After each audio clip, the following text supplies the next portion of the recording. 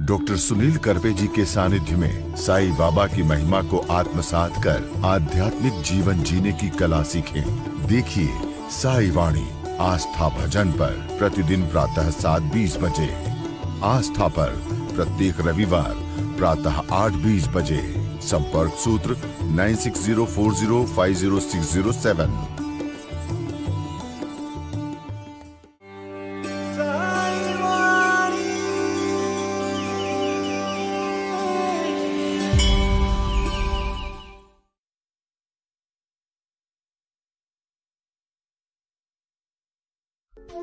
नमस्कार, साई वाणी में आप सबका स्वागत।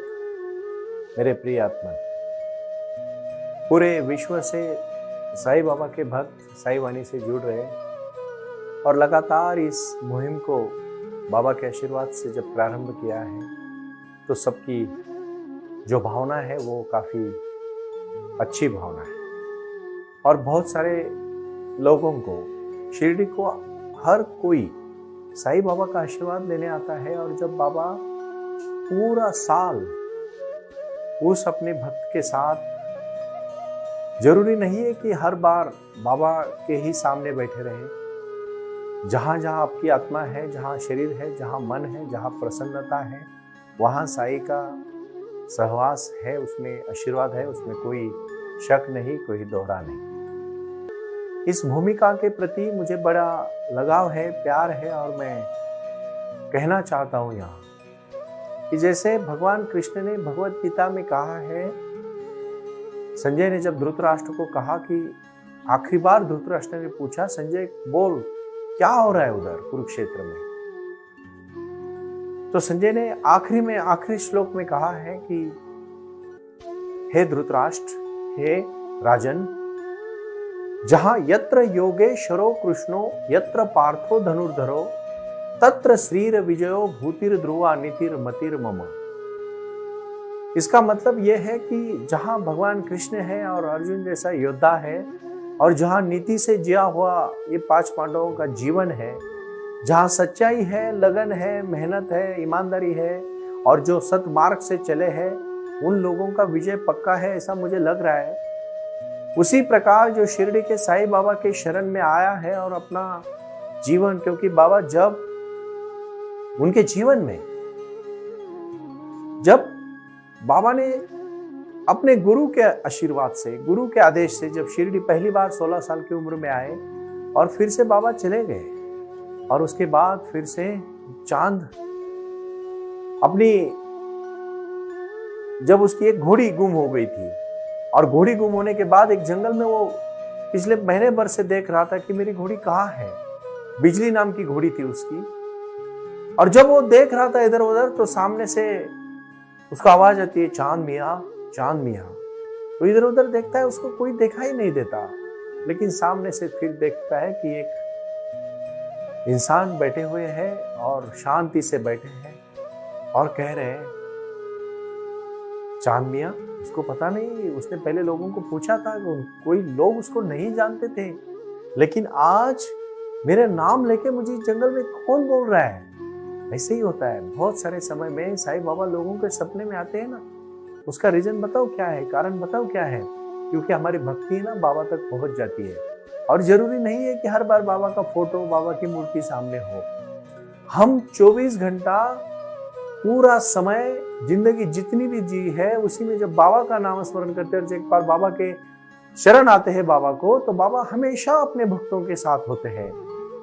और चांद मियाँ को बाबा कहते हैं, चांद मियाँ तेरी बिजली नाम की घोड़ी देख, इस तरफ है, और उस तरफ इशारा करते हैं तो उधर सच में घोड़ी होती है। चांद मियाँ को बहुत खुशी होती है और फिर चांद मियाँ खुशी खुशी में बाबा को अपने बेटे का जो शादी होता है उसका एक निमंत्रण देता है और बहुत आग्रह करके कहता है कि आइए, मुझे मेरे बेटे की इस शादी में आप आइए बाबा, हमें खुशी होगी। और जब बाबा उसके बेटे के शादी में जाते हैं, मैं यहाँ एक बात आपको कहना चाहता हूँ। शिरडी के साईं बाबा सुबह अपने घर में, मतलब जहां वो रहते थे, वो मंदिर में, चावड़ी में, उसको चावड़ी कहते थे, और शाम को मस्जिद में जाते थे। हर दिन बाबा मंदिर से चावड़ी तक का प्रयास करते थे। देखो, हिंदू मुस्लिम ये जात धर्म का कोई भी जो अच्छे इंसान है, जिसका मन निर्मल है, जिसका कार्य अच्छा है, जिसकी भावना भगवान के प्रति समर्पण की है, ये भावना और ये बुद्धि बाबा ने उसी समय से लोगों को मदद करना। चांद मियाँ की घोड़ी भटक चुकी थी, बाबा ने उसको कहा कि इस तरफ है, और जब उसको प्यास लगी थी तो बाबा जहां जिस पत्थर पे बैठे थे उसी पत्थर से पानी निकाल के बाबा ने उसको पिलाया। तो ये छोटे छोटे चमत्कार, कहते हैं कि लोग चमत्कार को ही नमस्कार होता है, लेकिन 21वीं सदी में वही चमत्कार ध्यान के माध्यम से मिलेगा। पुनर्जन्म के माध्यम से तो जो सिद्धांत मैंने जहां तक बाबा के आशीर्वाद से समझे हैं, जाने हैं, उसमें है अपने में ही सब कुछ है। इस जगत में शरीर मर सकता है, लेकिन आत्मा ना जल से मरेगा, ना वायु से मरेगा, ना आग से मरेगा, ना धूप से मरेगा, किसी से भी ये अपना शरीर नष्ट नहीं होता है। अपना कर्म, ये कर्म बहुत बड़ी चीज है, और हमारे जीवन में, हमारे लक्ष्य में, हमारे जीवन की एक संहिता में कर्म का फल बहुत ही बड़ा और मीठा फल है। और फिर बाबा उनकी जब बारात में रात को निकलते हैं, सुबह होने से सुबह का सूरज का पहला किरण, सुबह के सूरज का पहला किरण शिरडी पहुंचने से बाबा अपने गुरु को और अपने भक्तों को, और खासकर बाईजामा और महासपति को मिलने के लिए आतुर होते हैं, क्योंकि उनके लिए वो भक्त की श्रद्धा। देखो इतनी ताकत होती है भक्त में कि वो अपने भगवान को अपने पास बुलाता है। इससे मुझे एक छोटा सा स्मरण हो रहा है। महाराष्ट्र में एक पानेर तालुका में पिंपलनेर नाम का गांव है, वहां संत नीलोबा जी है। जब संत तुकाराम महाराज जब वैकुंठ में चले गए तो नीलोबा को अपने गुरु की आस थी, वो वीणा बजाते बैठा था, और लोग कहते हैं कि तुकाराम महाराज जी जाते समय अपना वीणा अपने सबसे प्रिय भक्त को दिए, और वो भक्त था संत नीलोबा। और नीलोबा जी वीणा बजाते रहे, अपने गुरु की याद में रोते रहे, सिर्फ और सिर्फ उन्हीं की याद करते थे। उनकी भक्ति देख के खुद भगवान पांडुरंग विष्णु उनको प्रसन्न हुए और कहा, नीलोबा मैं तुझे प्रसन्न हुआ हूं, बोल तुझे क्या चाहिए। जब इतना बोलने के बाद सिर्फ नीलोबा ने एक बात कही, भगवान विठला मुझे कुछ नहीं चाहिए, मुझे सिर्फ मेरे गुरु से मिलना है। गुरु और शिष्य, गुरु और भक्त का ये जो नाता है वो एक अपने अपनापन का नाता है, अपने प्यार का नाता है, श्रद्धा सबूरी का नाता है, मानवता का नाता है, प्रेम से भरा हुआ विचारों का नाता है। इसीलिए मैं दो भौतिक स्तर के अभी के उदाहरण देना पसंद करूंगा। लगभग 1 महीना पहले भारत देश के सबसे सुप्रीम कोर्ट के सर न्यायाधीश चंद्र धनंजय जी चंद्रचूड़ जी सर आए, और शिरडी में अभी अभी बाबा को उन्होंने आशीर्वाद लेके चले गए। उन्होंने वहां लिखा, मैं बालाजी जी को यहाँ कहूंगा कि आप इस वीडियो में धनंजय चंद्रचूड़ सर अभी अभी जो आया और उन्होंने जो संदेश दिया है वो आपको इंटरनेट पे अवेलेबल होगा, उसको निकाल के आप जरूर लोगों को आस्था चैनल और आस्था भजन के माध्यम से दिखाइएगा। क्योंकि इसका रीजन ये है, सुप्रीम कोर्ट के सर न्यायाधीश, सुप्रीम जज, जब अपने भारत के सर्वोच्च न्यायालय के जज जब बाबा के यहाँ कहते हैं, और कहते हैं मानवता का ही धर्म बाबा ने सिखाया है। इस बात को मैं कहना चाहता हूं, ये शीर्ष व्यक्तित्व बैठे हुए लोग भी बाबा के कार्य को 100 साल के बाद आज भी हजारों करोड़ों सब जाति धर्म के, सब राज्य के, सब देश के हर एक कोने कोने से लोग आके बाबा के चरण में लीन हो रहे, और श्रद्धा सबूरी सबका मालिक एक, मानवता ही धर्म है, और प्रारंभ करो और जारी रखो, इसी विचारधारा से जुड़े हैं। मैंने इसी का छोटा सा कार्य करने का प्रयास किया, और आज देऊळगांव गाड़ा में दौंड तालुका में शिरूर के आगे बारामती के वहां पास हमने साईं बाबा की हिंदुस्तान की सबसे बड़ी मूर्ति का शिलान्यास हमने किया। उस मूर्ति का पूर्णत्व अभी जनवरी में होगा।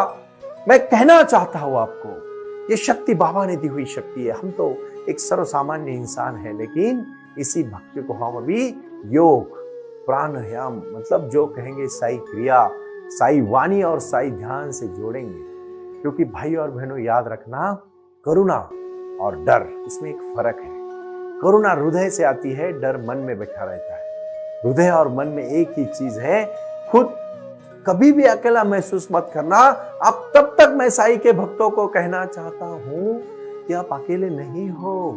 जब तक आप अकेलेपन का महसूस खुद करते हो ना, तभी अकेले हो, नहीं तो याद रखना साईं बाबा हमेशा आपके साथ है। साईं वाणी का लक्ष्य तो यही है ना, आपके जीवन में बदलाव लाना, आपके जीवन में क्रांति लाना, आपके जीवन में एक जीवन भरा हुआ अंदाज, वही तो कहा है ना। क्या इस चीजों को मैं क्यों बार बार दोहरा रहा हूं? दृष्टवात पांडवानीकम व्यूढ़म दुर्योधनस्तदा आचार्य मुपसंगम्यम राजा वचनम अब्रवीत। और दृढ़ निश्चय क्यों होना चाहिए?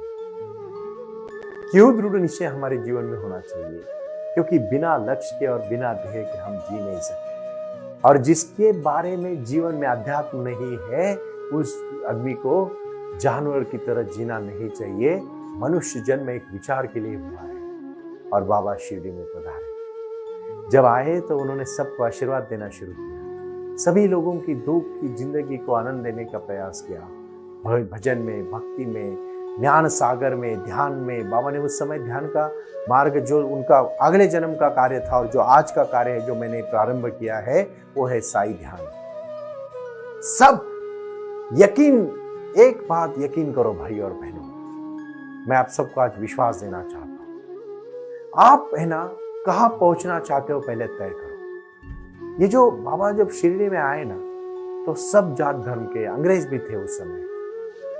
यहाँ के कुछ उच्च वर्ग के लोग थे जो नीचे वर्ग के लोग को दबा रहे थे। उस समय भी बहुत भूखमरी थी, बीमारी थी, रोजगारी, बेरोजगारी भी थी। बहुत सारी समस्याएं जो पहले थी आज भी है। लोग कहते हैं पहले जमाने के लोग अच्छे थे, तो आज के जमाने के कहाँ बुरे हैं फिर? अगर पहले जमाने के अच्छे थे तो भगवान के जमाने में भगवान महावीर छोड़ के आपको कौन याद है? बुद्ध के जमाने में बुद्ध छोड़ के आपको कौन याद है? आप क्यों ऐसे मैन लोगों को, महान लोगों को याद रखते हो? क्योंकि बाकी लोग तो खराब थे ही ना। कौन कहता है नहीं थे?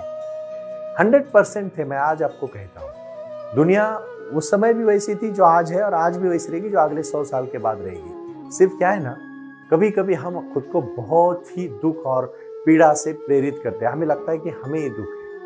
दुख तो सबको है, किसको दुख नहीं? साईं बाबा की साई वाणी सुनने से एक बात याद रखना, मैं फिर से कहूंगा, छाता सच में बारिश नहीं रोक सकता, लेकिन बारिश में खड़ा होने का साहस तो जरूर दे सकता है ना। उसी प्रकार ध्यान, साई वाणी, साई क्रिया, साई योग समस्या को बंद नहीं कर सकता आपके जीवन में, लेकिन आपको उस समस्या से किस तरह से लड़ना चाहिए उसकी शक्ति दे सकता है। और इसी शक्ति को हम भक्ति से जोड़ेंगे ना भाई और बहनों, जीवन की समस्या दूर हो जाएगी और हम भगवान साईं बाबा, भगवान के पास पहुंच जाएंगे। क्योंकि परमात्मा अपनी आत्मा से जब जुड़ता है, जब हमें सच्चा जीवन का आनंद मिलने लगता है ना, हम शांत हो जाते हैं। मैंने पहले ही कहा है कि किसी भी भूमिका के प्रति आप कभी चिंता ना करना, बिल्कुल चिंता ना करना, क्योंकि व्यर्थता की चिंता हमेशा हमें जीवन में जला देती है। चिंतन करना, मनन करना, स्मरण करना, लेकिन चिंता मत करना, क्योंकि ये चिंता हमें जलाती है। जो भक्ति में लीन होता है ना, वो सब कुछ बाबा के ऊपर छोड़ देता है। अगर सुख उसने दिया है तो दुख भी उसने दिया है, क्यों उसकी चिंता करना है? वो देख लेगा। हमारी श्रद्धा उनके ऊपर होनी चाहिए। और इसीलिए श्रद्धा और सबूरी, श्रद्धा बहुत बड़ी शब्द है, बहुत बोलने में 1-2 सेकंड लगते हैं, लेकिन आप याद रखना, उसको रखने में पूरी जिंदगी चली जाती है। और जब तक पूरी श्रद्धा ना हो, तब तक आपको कभी इसका फल नहीं मिलेगा। और भगवान भी तभी आपको आशीर्वाद देंगे जब आपके ऊपर श्रद्धा हो, विश्वास हो, भगवान के ऊपर श्रद्धा हो, गुरु के ऊपर श्रद्धा हो। और मैं तो तहे दिल से आपको एक बात यहाँ कहना चाहता हूँ, बहुत बहुत अच्छी बात है। ये बात को आप हमेशा याद रखना। ये मन प्रसन्न करने का कारण नहीं है, ये जीवन जीने का कारण है। चित्त प्रसन्न, मन प्रसन्न, चित्त दुःखी, मन दुःखी। आणि प्रसन्नतेच्या माध्यमातून जेव्हा तुमचं चित्त शुद्ध होतं ना, त्याच्यासारखं सुख नाही। म्हणून मन करा रे प्रसन्न, सर्व सिद्धीचे कारण, ऐसे मराठी में कहा। ये क्यों? मेरा जीवन का लक्ष्य है, हमें कहीं पहुंचना है। एक शरीर जो तुम्हें मिला है ना इस सफर को, उसको आप किस तरह से जीते हो, इससे पूरी जिंदगी तय होती है। और इसीलिए मैं कहना चाहता हूं, आप अपने जीवन का लक्ष्य तय करो, आपको कोई रोक नहीं सकता। आप बहुत आगे जाओगे। आप जो भी करना चाहते हो ना, डट के करो, बड़ी खुशी के साथ करो, मेहनत से करो, लगन से करो, प्यार से करो, अपनेपन से करो, और जीवन जीने की कला देखो फिर। और कुछ नहीं, अगर नहीं समझ में आता है तो सिर्फ साईं वाणी से जुड़ जाओ। मैं बहुत बहुत कोशिश कर रहा हूं कि मैं आप लोगों के जीवन में बदलाव लाना चाहता हूं। और बदलाव कोई दूसरा नहीं ला सकता, सिर्फ एक गुरु अच्छा मार्गदर्शक हो और अपनी मेहनत करने की तैयारी हो, क्योंकि अपदीप भव। ये भक्ति का सागर है, दिया जलाने का सागर। ये शक्ति का सागर है, जीवन में कुछ कार्य करने का। शक्तिशाली बनो, बलवान बनो। बलवान इंसान को बताना नहीं पड़ता वो बलवान है, वो आने से उसकी आहट। बलवान इन द सेंस किसी को गाली गलौज करना, मारपीट करना, ऐसा बलवान नहीं। बलवान यानी आपकी शक्ति से, आपकी आभा से, आपकी औरा से, आपकी ताकत से, आपकी भूमिका से, आपकी भावना से, आपके काम से, आपके लक्ष्य से आप पहुंच जाओगे। और वो पहुंचने का जो मजा है ना, वो बहुत अलग मजा है, बहुत अलग मजा है। उसको आप कोई नहीं रोक सकता, क्योंकि जो अपने विचारों के साथ अड़िग है, जो दृढ़ निश्चयी है, जो दृढ़ निश्चय करता है, वो कभी हार नहीं सकता और उसको हारना भी नहीं है, क्योंकि जीवन का लक्ष्य एक ही होना चाहिए। साई वाणी और बाबा शिरडी आए हैं और अभी शिरडी का आगे का प्रवास बाबा कर रहे हैं। ओम साई राम, प्रणाम। ओम साई राम। प्रारंभ करो, जारी रखो। इसी विचारधारा से साई वाणी का प्रारंभ हुआ। शिरडी के साई बाबा का आशीर्वाद पाके खुद अपने जीवन में एडवोकेट डॉक्टर सुनील नाना साहेब करपे जी ने साई वाणी के इस कार्यक्रम को प्रारंभ करते हुए 21वीं सदी को सही में साई बाबा के आशीर्वाद से लोगों के जीवन में बदलाव एवं खुशियां लाने के लिए साई वाणी का प्रारंभ किया। लगातार लोग साई वाणी को सुनते आ रहे हैं। साई कृपा जो साई ध्यान से जुड़ी हुई है, क्योंकि मेडिटेशन ही एक ऐसी शक्ति है जो जीवन में क्रांति ला सकती है, बदलाव ला सकती है और खुशियां दे सकती है। लेकिन उसके लिए प्राणायाम बहुत महत्वपूर्ण है और अपने संकल्प के प्रति अडिग रहकर उन्होंने प्राणायाम की श्रृंखला को अपनी शक्ति से जोड़ा और उसको साई क्रिया के माध्यम से साई ध्यान के प्रति वो लगातार लेके चले गए। इन सब क्षेत्रों के लिए एक ऐसा परिक्षेत्र होना चाहिए जहां लोग आए और रुके। शिरडी में साई बाबा के समाधि के आशीर्वाद के बाद उनको ज्ञान और ध्यान दोनों की शक्ति देने का प्रयास किया जा रहा है। इसीलिए साई बाबा की 65 फुट हिंदुस्तान की सबसे बड़ी प्रतिमा बनाकर वहां बाबा का मेडिटेशन सेंटर खोला गया है। साई आंगन इस नाम से यह जाना जाता है। देऊळगाव गाड़ा, तालुका दौंड, जिला पुणे, यहाँ साई आंगन की और बारामती क्षेत्र में साई आंगन में इसी क्षेत्र की निर्मित करते हुए उन्होंने यहाँ निजी व्यवस्था के साथ बच्चों के लिए गुरुकुल सिस्टम का इंग्लिश माध्यम का स्कूल, जहाँ बच्चे पढ़े और जहाँ बच्चे गुरुकुल में रहकर गुरुकुल के माध्यम से गुरुर ब्रह्मा गुरुर विष्णु गुरुर देवो महेश्वरा गुरु साक्षात परब्रह्म तस्मै श्री गुरुवे नमः इसका ज्ञान ले पाए। इसी के लिए इसे पूरी तरह से सीबीएसई एवं गुरुकुल के माध्यम से बच्चों को एक सुजान एवं भारत का एक ज्ञानी और अच्छा नागरिक बनाने के लिए वे ये कर रहे हैं। उसी के साथ हेल्थ इज वेल्थ कहते हैं कि शरीर ही सबसे महत्वपूर्ण संपदा है और उस संपदा को आयुर्वेदा के माध्यम से लोगों को जोड़ना चाहिए। इसीलिए उन्होंने यहाँ साई वाणी आयुर्वेदा हॉस्पिटल की भी निर्मित की है और उस कार्य के लिए वो पूरी तरह जुड़ चुके हैं। पूरे विश्व से लोग साई क्रिया और साई ध्यान के माध्यम से जुड़ रहे हैं और इसीलिए उन्होंने साई वाणी trust.org इस ई कॉमर्स की भी स्थापना की है। इस ई कॉमर्स के माध्यम से हजारों करोड़ों भाई बहन को उन्होंने व्यापार करने के लिए प्लेटफॉर्म दिया। उनकी कला, उनकी क्षमता, उनका ज्ञान लोगों तक पहुंचाने के लिए साई वाणी trust.org बहुत बड़े लेवल पर महत्वपूर्ण प्रयास कर रहा है। इसीलिए यहाँ आए। ये बाबा की नगरी है।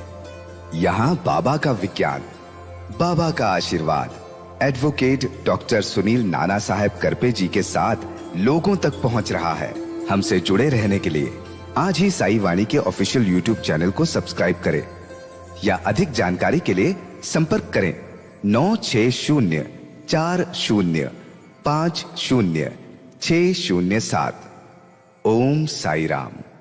प्रारंभ करो, जारी रखो।